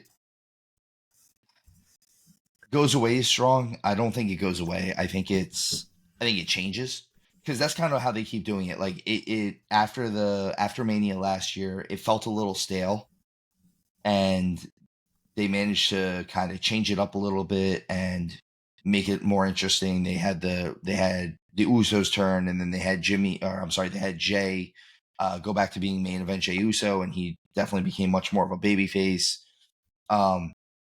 And you could definitely tell that leading into this stuff, the stuff Roman's been doing with other people, if he's been having any title matches, have absolutely been placeholder matches. They're good. They're good matches. And aside from the match that he had with Drew McIntyre in Cardiff, none of them felt like they were going to take the title off of them. And the only reason why Cardiff felt like it is because you had the Scottish guy who was going to win in the UK, and they played it very well where it felt like it could happen. It clearly didn't. That was the only time that in this entire thing that I felt like, even at the Rumble where people were trying to make excuses like, oh, well, they'll have someone else like take the pin. This way he's still strong. No, they're not doing that. You don't build a dude up for almost 4 years and then have him lose it in a throwaway 4-way match. So I think they would still, it might be the bloodline, but it might not be the bloodline. It might be something different. Maybe have The Rock be the leader now, like actually be the leader, not just how they did it on the kickoff show where it was, you saw The Rock step up and you almost saw Roman step back. Like there was definitely an imagery thing there where you saw the symbolism. You saw who took the backseat to who when each one of them was talking. And so clearly The Rock was the lead guy in the whole thing. I could see him saying afterwards, it could almost be like the like Triple H taking over DX after HBK, after Shawn Michaels lost to Stone Cold, where Hunter came out and was like, all I heard was everything's gonna be taken care of, everything's gonna be good. And there it goes. We were double crossed by this one, we were double crossed by that one, this happened, blah blah blah, blah, whatever the excuses are. But you're gonna call yourself the head of the table and you can't even handle Cody Rhodes, or you couldn't even handle, someone who's a shell of the guys that I handled in my day or whatever. Time to get back to the back of the line, kid. You're not taking these beats anytime soon. For the record, Roman's held the title eons longer than The Rock ever did, but eons longer than anyone has, realistically. Not anyone, but there's a few that I can say. Well, and it depends on how the history is written, because they tried to rewrite history a few months ago, and again, this was one of those things that they just pivoted back on. There is an unwritten match about with Bob Backlund where they said that that Backlund lost the title in Japan or something, and they never recognized it. So there's a point where it's always been that Bruno is the number one longest title holder. He's held the title over 7 years or something like that. But the number two was like Backlund for like 7 years exactly. Like it was like 7.5 years and then 7 years.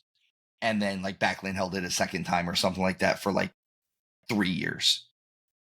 So they always said that like they tried to actually use that title loss and be real and be like, oh, well, Backlund's number 4 now or something like that. Like now the number 1, number 2, number 3 spot are now Bruno, Hogan, and Pedro Morales, and Roman just beat Bob Backlund. I was like, no, and I remember them saying on pay-per-view, and fans lost it on social media. Like, you've been saying something different for the last 50 years.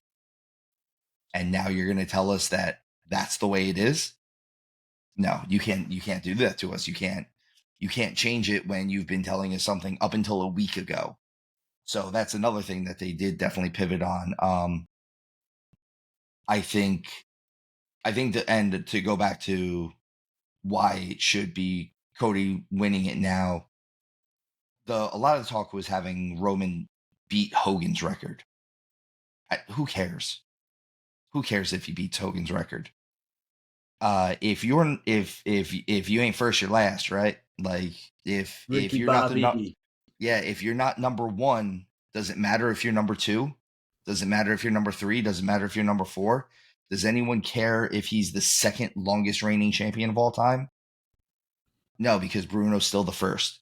So unless they're going to keep that title on him for 3.5 more years, which I don't think they can, it doesn't matter if he breaks those records. So to go back to the bloodline thing, though, that we were talking about, since I got off that. Sorry about the rant. I think they can still keep a type of the bloodline going at this point. I think the ideal situation is, even if you have Roman go after it again, he does go away for a little bit. And I think Roman comes back, and he comes back as a babyface. I think he still says all the same things. I think it's a situation of, how can we miss you if you don't go away? And I think if he goes away, we'll miss him. I think if he comes back and he does all the same stuff, it'll be hugely different if he's been bashed by The Rock, if he's been bashed by Solo, if he's been bashed by Jimmy Uso, if he's been bashed by Paul Heyman. If all these guys just topple on top of him, and he comes back now and comes out to the fans, and, you know, whatever town he's in, you know, Charlotte, North Carolina, Charlotte, acknowledge me. I think they're going to. And all of a sudden, all the stuff that he's been saying, all of a sudden becomes babyface stuff. And is he going to be a pure babyface? No, because he doesn't work as a pure babyface. That's why when they tried to give him all the John Cena lines and and he came out and he said stupid stuff like "suffer and succotash." He said that. He said it in a promo. He literally said, "What in the suffer and succotash?" And you want to know what happened? He got crucified for it, because it didn't sound real. It didn't sound natural. It sounded like he was trying to force being a good guy, where if at least he was talking the way he is now, like, fans have been cheering him more as a heel than they did as a babyface. Steve, you hit on a really good point. It's all about the suspending disbelief. And when you have those rocks in the narrative, that makes me pull back and be like, oh, this is just a corny TV show. That's why I think the heat on this match right now is so believable. With The Rock coming in, trying to force his way on because he's a board member with his cousin to take down Cody Rhodes, push him aside because they're the ones making the rules here. Rollins coming in, saying the stuff that Rollins always says. Really, like, you know, being that, like, he's kind of the everyman in this. Like, he's the voice of the fans within this foursome, and that's why I think there's such heat on this right now, because I buy it. Like, there's no storyline. These guys are really just doing it. They actually, like, in my head canon of all this stuff, Cody was supposed to pick Seth, but instead he came out during that press conference and said that he was going after Roman. Everyone in the back, all the brass, was mad at him for going off script, but now here we are. Now, obviously that's not really what happened, but in my head that's exactly what happened, and that makes it all the better. Yeah, no, that's the thing, is like, how in a world where we know as much as we do now, and there's almost no secrets, how do we suspend the disbelief? Well, part of it is you tone down a little bit of the jadedness that we have, and accept the fact that, you know, maybe you can enjoy it. Maybe you can enjoy all of this. It's not, well, you hang your hat at the door. You take off your shoes, you go into the living room, and each show is a new show, right? Yeah. Like you said, suspend disbelief. Forget all of the outside stuff, everything trying to force its way in, everything they're shoving in our faces, and just watch the show. Well, it's got to transition back to the matches too, to be honest with you, because one of my biggest gripes in the whole industry is how unbelievable some of the match stuff is. Like, I'm going to throw 47 super kicks in one match and people are going to still just get up. Remember when the super kick would just annihilate somebody? I understand it's special with Shawn Michaels compared to everybody else. But then he's not wrestling anymore. So now we can throw 15 in a match. It doesn't make sense. I don't need to see a triple somersault to poke somebody in the eye. It's not necessary. Like, I want to see these fights. I want to see real wrestling that feels like this is believable. And that person's not actually dead on the mat. Cause that's when you start getting that engagement. You got people leaning forward. And you kind of see some of these spots. I don't want to point too many fingers at too many people, but like, you see some of these spots where people are missing spots and they're sliding into the center of the ring to just kind of get back into position. Like, that stuff, like it just shatters the glass a little bit. And if you kind of get these storylines that are believable, like we're having right now, you have matches that are a little bit more down to earth that feel like real fights. That's when you're going to see that excitement and see another peak, because the wrestling industry always is peaks and valleys, right? It's, you have the biggest of the big, and then you kind of, that stuff kind of comes out of favor, and then you have to figure out what's next. And like, that's where I think that's where we're at right now in the wrestling industry, is coming out of kind of a valley, coming into, all right, so what's going to be in the next 10 years of awesomeness? Yeah, definitely. I think this is this is clearly the biggest it's been since the Attitude Era. And it's one of those things where I've kind of, how you said it, peaks and valleys. You had the territory days, which was huge for what it was, and then it turned into the Rock and Wrestling Era, where it was so huge. The Hogans, the Flairs, that was when all that hit. And the cool thing about the way the Hogans and Flairs were or the WWF, WWE, excuse me, and NWA were so different was, you know, you had Hogan over here selling milk and cookies, and then you had Flair over here selling whiskey and women. It was a very cool dynamic for it. And I think in the early to mid 90s, you lost a little bit of it, and then it steamed back with the Attitude Era, which was so clearly the biggest era in wrestling. Well, the problem with that is when you get something that's that big, even if you can keep having good years and good moments, it's going to take a little while. It's going to take a long time before something feels just as big as that. And I think we're getting back to that, where, like you said, almost like this is a realism era. You said it feels more sport-like, and I definitely feel that. I said that that a lot of what they're giving us now, and I don't expect it to be the Attitude Era. I don't think things are going to get mature ratings. We don't live in a world where we can have a mature rating on a wrestling show weekly anymore. I think it's a matter of them feeding us a product that doesn't insult our intelligence, that I can watch it and be like, yeah, that would hurt. Like, yeah, I understand why that dude got punched in the face, and that's why he fell down. Because if you walked out on the street and you punched somebody in the face, they'd probably fall down.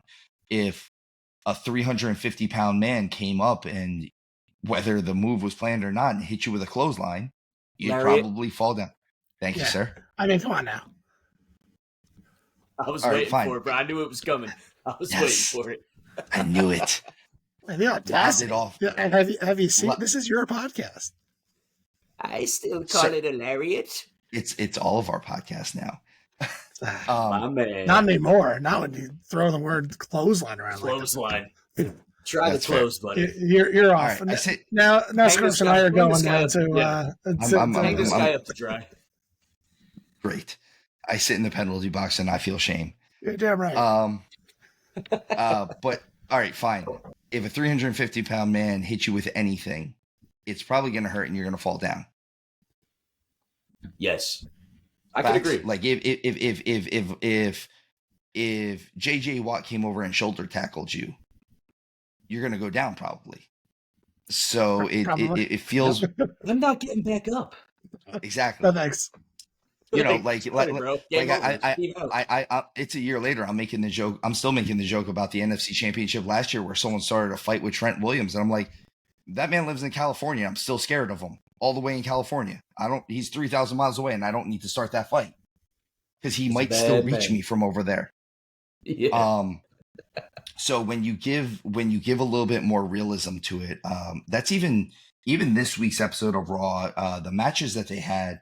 And I'm not going to say anything flew off the charts and anything was amazing. They started off with a really nice 6-man tag match, which was for being a 6-man, which kind of goes off the rails a lot of times. It was a good WWE television match. But I very much liked it. One of the things I very much enjoyed about it was the New Day and Jey Uso versus Imperium, Gunther's group. They started with a lockup. Like, it's a wrestling match, which goes completely along with Gunther's side of the storyline, where he's the ring general. He's a wrestler. he's a bully, and I think he's making a great bully out of it. The next match that I really remember is they had an Elimination Chamber qualifying match, and it was Bobby Lashley and Bronson Reed. Which, if we're going to talk about big boys, that's some beef in the ring. Bobby Lashley has been huge since before it was cool to be huge, and they went in there and they put on a big bull type of a match. It looked like, don't get me wrong, they hit some of the surprise spots, the things that you wouldn't expect the big dude to hit, the surprise agility spot here and there, but not like it wasn't like they were doing triple flips. They had Lashley try to go for the full Nelson, and Bronson Reed is too thick and too big. He can't get his fingers locked, so he powers out of it. Mr. Showtime over there, they hit a move that you should go back and watch because it's one of your favorites. They hit a Death Valley driver in the match, nice. and it was gorgeous. I was just thinking about that the other day. And it was gorgeous. It was not the attitude adjustment. It was not Cena's fireman takeover that he does. It was a true to life Death Valley driver, and it looked awesome. So if you're gonna go watch Raw this week and go back and watch that match, I definitely recommend it. I think, like you said, they're giving us reasons to suspend disbelief, which is kind of all we want at this point. Give us a reason to believe what you're doing. Steve, can you do me a solid, man? If you have maybe like a link for the clip from YouTube, can you drop it in the chat? Because I'd like to check it out as well. Yeah, definitely. Sweet. Definitely. Awesome. Either that or I check. I mean, Hulu. If you have any access to Hulu too, they'll definitely have that stuff on there. For I happen to know a guy, so we know a few people. Yeah, I can make it work. And again, I know we just kind of keep talking about WWE stuff, but it's WrestleMania season, so kind of everything else almost doesn't matter at this point. I hate to say it like that. It does pale in comparison. That's the thing is, don't get me wrong. I am about as excited for Sting's final match as anything else in the world, but I'm not more excited for that than I am for WrestleMania. I think this year's Mania is going to be exactly what everything they say it is. I think it's going to be huge. I think it's going to be a spectacle. I wish in my heart of hearts, and it's never going to happen, but it's in Philly, if Cody Rhodes could come out in Apollo Creed gear and coming out to Living in America, I would pop huge. I think it would be a beautiful, beautiful, beautiful tribute to the late Carl Weathers.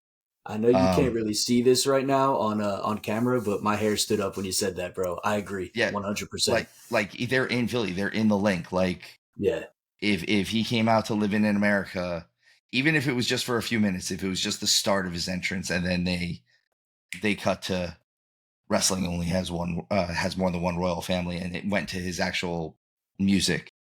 Man, just if they could get the fireworks for Living in America, that'd be awesome.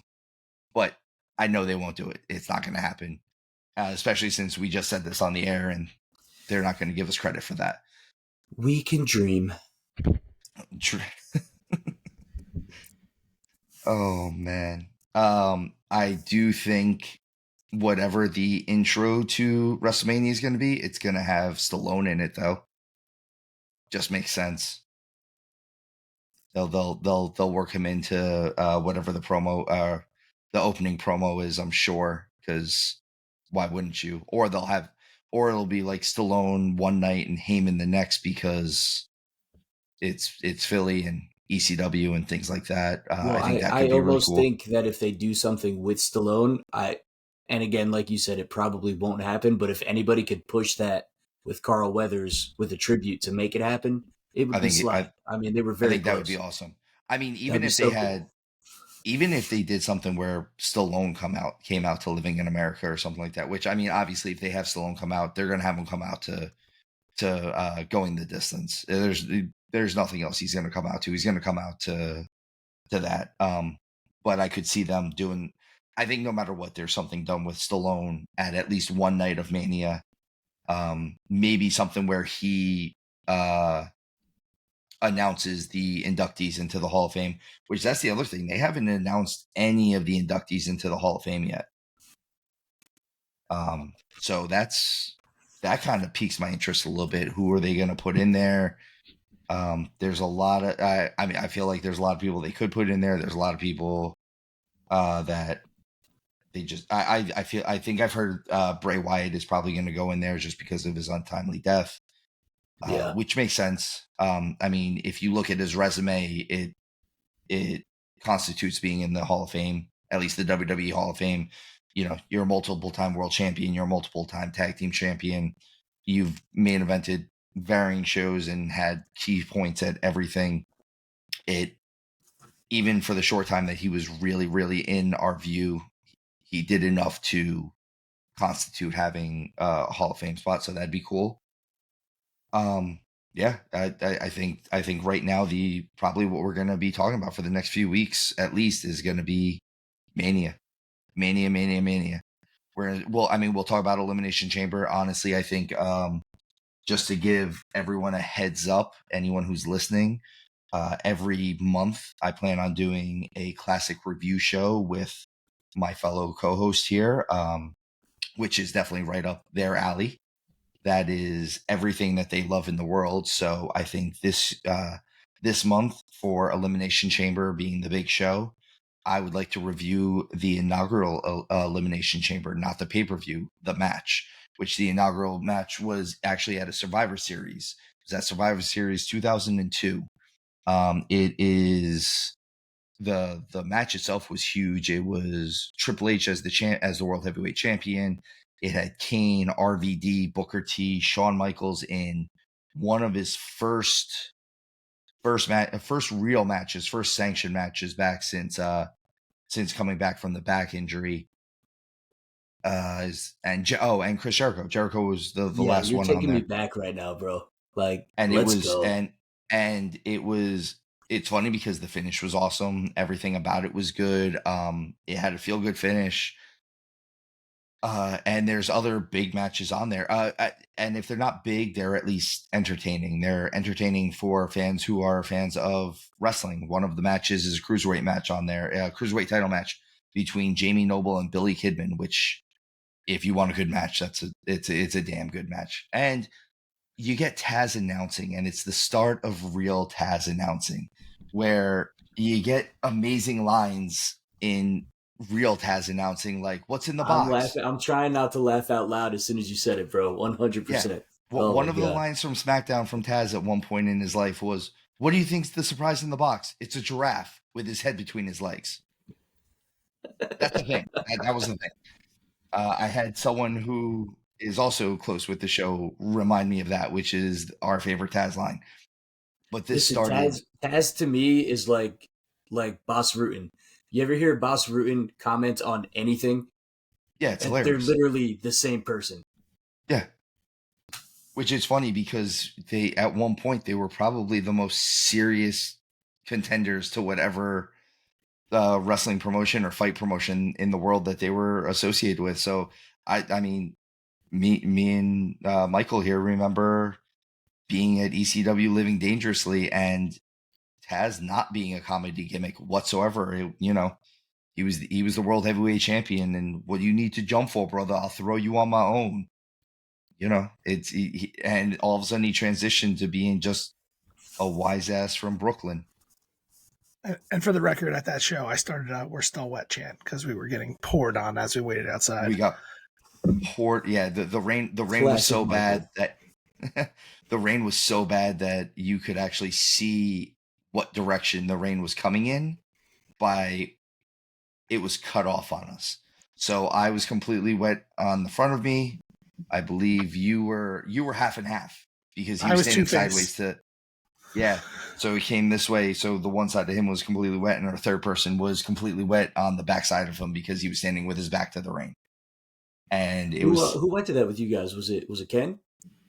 No, that was a friend of ours, Tim, from way back in the high school days. Because nice. I don't think we were even hanging out with Ken at that point. No, we weren't. Just to. But we had just started, but we didn't invite him. I started that "We're Still Wet" chant, and I still give that credit because that turned into a Falls Count Anywhere match. That main event with Taz, and he was like, "You guys are the best fans. We're gonna make it a Falls Count Anywhere match," and that match was insane. That whole thing was amazing. That pay-per-view was amazing. We sat right behind New Jack jumping off the balcony that night. Yeah, he was a great. I still have my franchise shirt from that night, and I get comments about it when I wear it. Now, I will say this about you, Steve. If you bought that shirt that night and it came wrapped in plastic, you would still have the plastic that the shirt came. That is fair, but I do enjoy wearing it. All right, guys. One of the last things I wanted to go over before we kind of go into the trail off and ask your opinions on a couple things. I saw videos posted today for both Charlotte and CM Punk. They are rehabbing their injuries. Charlotte has a torn ACL. That is why she's been off television. Obviously, that's been highly spoken about. And CM Punk tore his tricep in the Royal Rumble. That's why he's obviously not in the main event, or that's why they're not continuing his storyline for WrestleMania. But I did see an actual video of him doing rehab work already for the torn tricep. I've heard that Punk is going to start doing more commentary stuff. I think that's the perfect thing for him. I think if they don't use him all the time for it, it's even more perfect because it lets him stay in the foil. It lets him talk some trash to some guys. It lets him build some interesting dynamics with other wrestlers so that when he gets back, he has some rivalries he can go right into, aside from the ones that are just obvious right now. I think it also gives him a chance to have experience in doing this so that when his wrestling career, which honestly he's probably closer to the end than the beginning at this point anyway, does come to a close, I think he gets a nice career out of that as a commentator, either for just WWE or maybe WWE and UFC. I think it kind of gives him a nice with TKO owning both. It gives him a way to work both. He can be a color man for either one, or he could be the straight man for WWE and be the color man for UFC and kind of work it a little differently either way.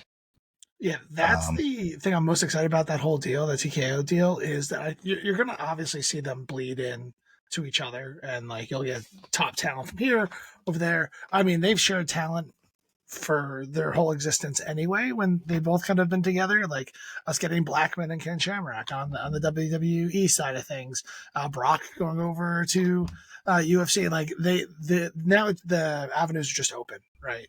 I could very much see him going and commentating both things. We're obviously going to see him in the ring again. By all means, he's going to compete. He has to have a match with Rollins. He has to. There's a couple matches that he needs to have. I think he needs to have Rollins. I think he needs to have Drew McIntyre. I think there's a couple of people. I honestly think he needs to have a match with Cody. You'll get that, but I don't think that's the more pressing of them. No, I don't think so. I think that could almost be like a babyface match, or like a tweener babyface match where, we want to see who the real best in the world is. You know, I'm the real American dream, though. I'm the real American dream, whatever you want to call it. But like, who has more of Dusty Rhodes' legacy, me or you, type of thing. I could see that being where we're at. So I definitely think I definitely think there's a lot of bleed over. But I also think one of the nice things, even part of that bleed over, is not just talent. The presentation of the product of WWE has changed. And I know it's hard to notice a little bit unless you're really looking for it, but they are presenting everything in a much more sport aspect of things. Even the way they're shooting things are being shot, and interviews are being had the way you would have interviews with athletes before the show or after the show or at halftime or after their match or whatever. And the way they're doing it is very much more how you would present it as a real sport, which I'm sure it has a lot to do with a couple of things. One, obviously their partnership with UFC and TKO and Ari Emanuel and all of that taking into effect, but also their number one producer recently left. He left just before the new year, Kevin Dunn, who's been kind of their main producer forever. Since he was in tight with Vince. So his father was one of the producers with Vince in the early 80s, and then Kevin Dunn kind of took the spot and just ran with it. And when he left, they replaced him with a guy who was the number one producer for Monday Night Football for 20 years. So we're getting a lot more of that. I think we're seeing more sport. We're seeing more, again, it helps with the suspension of disbelief. I think it just helps in general. I think, which actually all this transitions into my question for you guys. What's your opinion on? Yeah. So what's your guys' opinion on the current product state of wrestling, just in general? So you know what, Scarps, you've been throwing the questions at us. I'm going to throw this question to you first. What are you thinking of? And again, you're the most casual of the fans between the three of us. So what are you thinking of the current product? I mean, this is all opinion based, obviously. So let's see where you're sitting with that. I'd like to buy a vowel, and that vowel is why. Why? Because there are so many things going on right now that it just, look, wrestling, I know as from a kid standpoint, right? When we were watching it growing up, it was grandiose. It was over the top. It was larger than life. Wrestling is still that. But as you guys touched upon earlier, especially as Michael said earlier, I mean, there's something to be said for what's tried and true. And there's something to be said for getting back to the basics. And I think, the matches that I've seen, even partially, without being able to watch a full set, whatever it may be, there are a lot of matches where you talk about, the workers hitting their spots and doing things like that. But so much of it now is so overacted that it does take away a little bit of the magic right now for me. And look, we love the fact that there are rivalries. That's part of what makes the sport great. We love how athletic these men and women are. They're phenomenal. But getting back to those basics, to see them in the grapple, to see them actually just hitting suplexes, man. What, like, suplexes are almost a thing of the past now. They're just so diminished in the sense of when you looked at, like, Andre the Giant, you looked at Hulk Hogan, all these guys, you saw a suplex and you were like, everybody's on their feet. They're like, oh my God. You see a suplex now and it's like, might as well just slap him in the chest. I want to see that grit that I loved as a kid. Where I think we look. No, he's here. You're good. I'm sorry about that. I guess we got lost. I don't know what happened. It's okay. But we're back. I would like. We lost him again. He's pranking you. But I will say, to add into with those suplexes, I would like to see a couple more Northern Lights suplexes. I feel like that one was the one that's been banished and no one does them anymore. But my feeling for the slingshot suplex. So I'm all in for those. That I think is the most underrated move of all times. I mean, just and kind of how he said it, like it used to be such a big move. Like you said, a normal suplex, a normal vertical suplex was a big move. To your point, Seth Rollins, who is one of the best wrestlers in the world, I'm not taking that away from him, does a move now where he does a superplex. He does it off the top rope and automatically rolls through it to hit another move. So you hit the biggest move just to hit another move. Yeah. So it's and I'm sorry if I'm stealing the line from someone else. It's a Southern line in general, but anyone who knows my fandom lately, it's kind of like putting a hat on a hat at that point. You hit a suplex to hit a suplex. Why did you do that? And that's kind of where I agree with you, Scarps. I think we do need to get back to a little bit of the basics. We've seen the train wrecks now. Now it's time to see the wrestling. Now it's time to see the sport. All right. So, Mr. Showtime, what are you thinking on?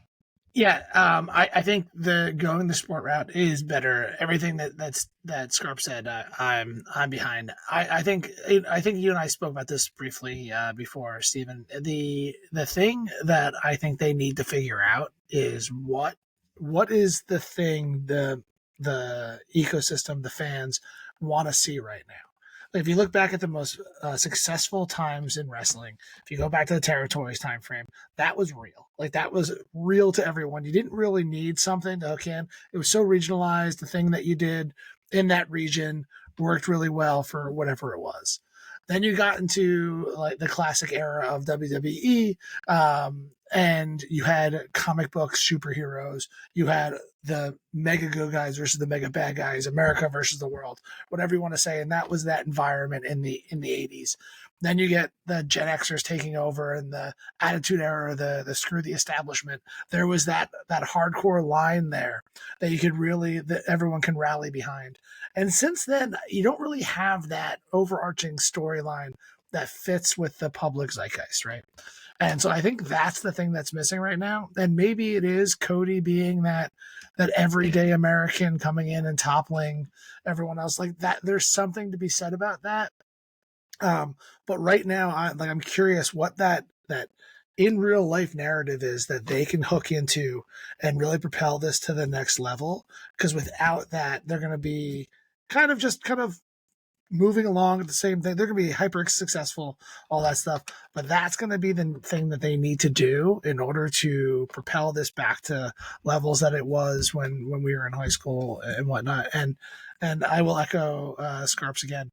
The wrestling, I think some of the wrestling needs to get better. Like, I'm watching some shows, and it's a little sloppy. It's either that, or it's the disbelief of like, why do I need to do a 7 somersault to do a back elbow?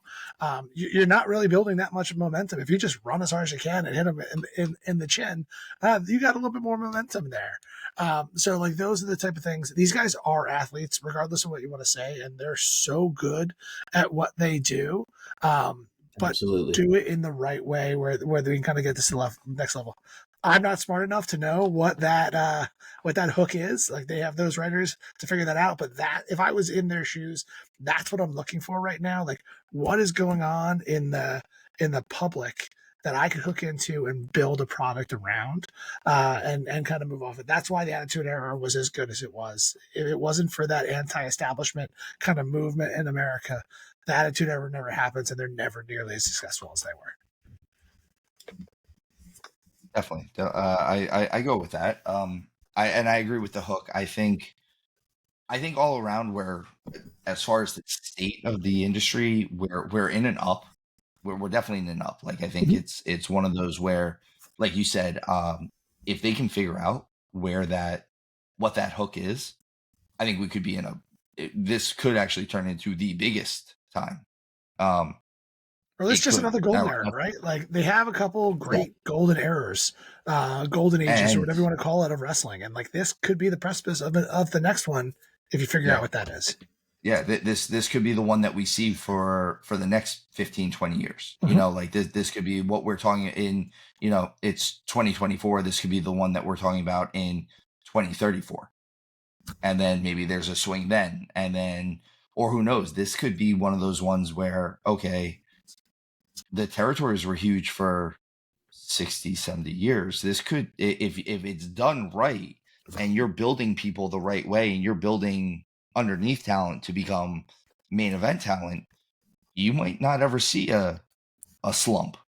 Like, you'll always see a little bit of a slump. Like, okay, was Bob Backlund as big of a champion as Bruno? No, but it wasn't a real slump. It was, you went from 25,000 people in an arena to 24,000 people in the arena. Like, it's a drop in the bucket as far as the slump goes.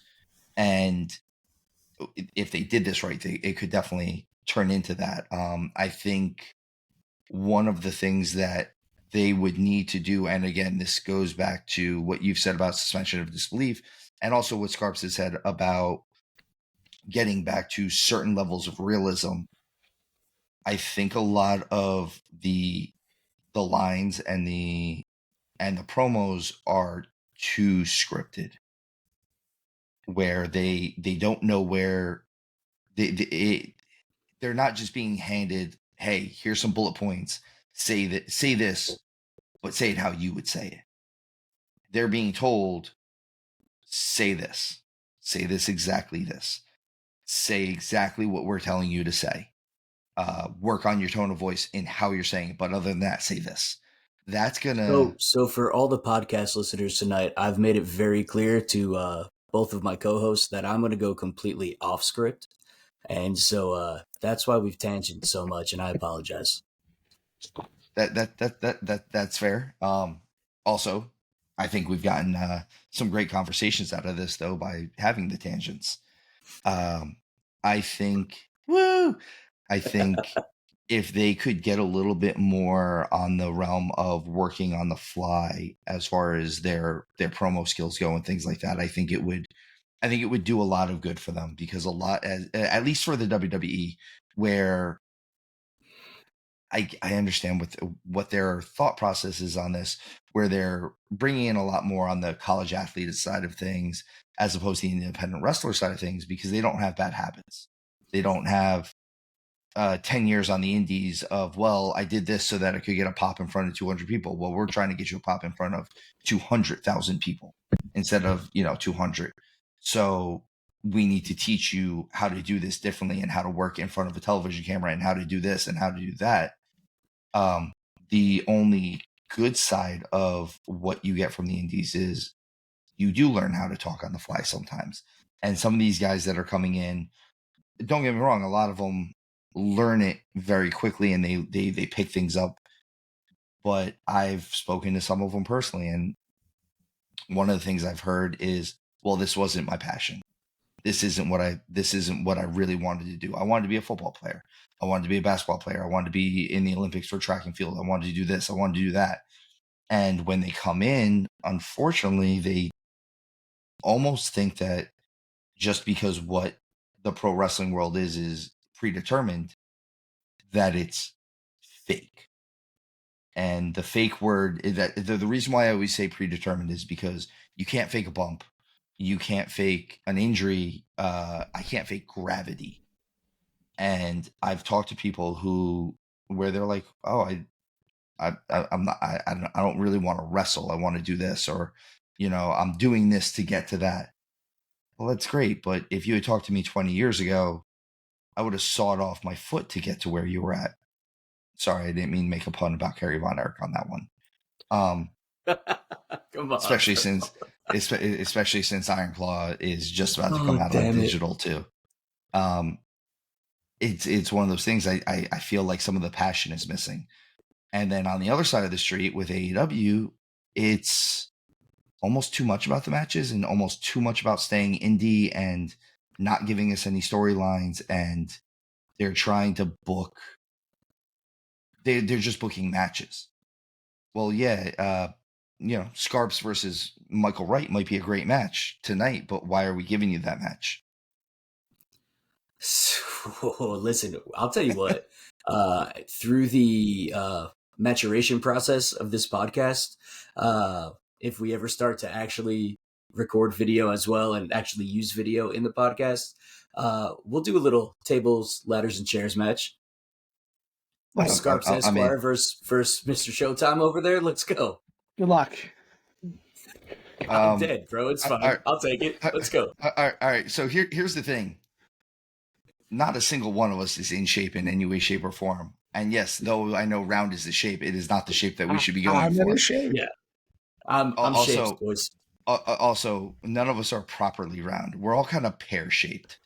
I am a pair with legs. Yes. Yeah. Secondly, I don't know a single one of us that probably doesn't need a knee replacement at this point. So when you guys go, my knee is completely blown out. I will still take full advantage of this opportunity. Yeah. So I was thinking about getting robot legs. It's a risky procedure, but I think it's worth it. Let's see how that works out for him. I mean, we're just human, but we're working on it. Speak for yourself. But so if you guys want to have that ladder match, I will gladly sit here and do commentary. And the whole time, Steve is going to say, "You can't fake gravity, folks." Yep. You know why? Because you guys are going to get about 3 rungs up the ladder and fall. Oh, can confirm. Well, gentlemen, as the first episode that I've had you guys in, and it'll be obviously not the last, I know everyone has varying schedules, so at different points, it might be just me and Scarps or just me and Michael. But for the most part, I'd love if it stayed the three of us. I think this was easily exactly what I wanted the start off of this to be. For anyone who is listening to this and you want to send in any feedback, please send it to I still call it a Lariat at gmail.com. That is the business email for us. You can look us up on Instagram. I believe it is I.still.alariat. And then we are also on X/Twitter at still a Lariat PC. I answer most of that stuff. I will obviously give the boys access to that as well. Please, please, please give us any feedback or anything like that. If there's anything that you would like us to go over, whether it be more talking about the state of the business, fantasy booking, stupid jokes, anything that you want to go over with us, and we will be happy to bring it to the air. To clarify to all the listeners out there, the Instagram handle is still.a.lariat. Thank you, Scarps. Yeah, appreciate that. So with that said, guys, let's all have some fun, make some money, call it a good night, and I will talk to you all later. Talk to you soon. Thanks, everybody. Doodles. This was great, guys.